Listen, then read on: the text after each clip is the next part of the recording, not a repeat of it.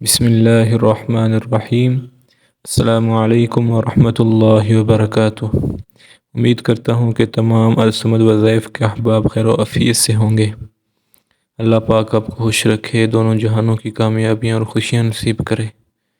اللہ جل شانہ آپ کی تمام پریشانیاں بے روزگاری کی دور کرے، گھر میں محبت پیدا کرے، نفرت کو دور کرے، تمام ہر قسم کے مسائل کو حل کرے۔ آج کا وظیفہ ہمارا اللہ جل شانہ کے نام السلام کے معنی اور تفصیل و وظائف کا وظیفہ ہے۔ السلام کے معنی ہیں سب عیوب و آفات سے سالم، ہر قسم کے نقص اور کمزوریوں سے پاک، سلامت اور بے عیب ذات۔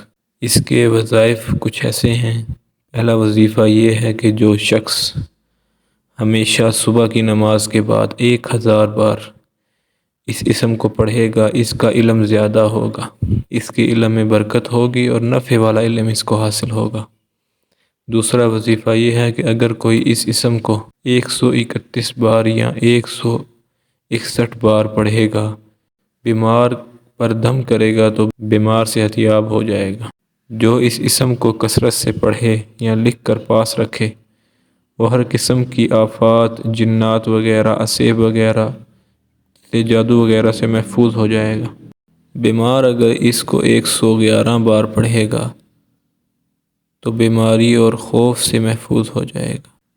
یہ اسم مبارک 111 بار پڑھنے سے آپ جنات وغیرہ کے عصیب سے بھی محفوظ ہو جائیں گے انشاءاللہ۔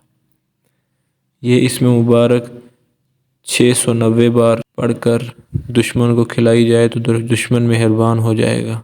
اگر کوئی 121 بار یہ اسم السلام اور اس کے بعد سلام قولا من رب الرحیم، یہ قرآن پاک کی آیت ہے، کسی مرض پر پڑھے تو مریض شفا پا جائے گا۔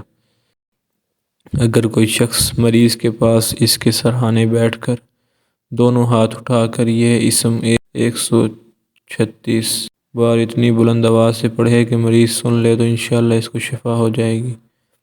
ہر فرض نماز کے بعد 15 مرتبہ اللہم یا سلام سلم، اللہم یا سلام سلم پڑھنا ہر طرح کی سلامتی کے لیے مفید ہے۔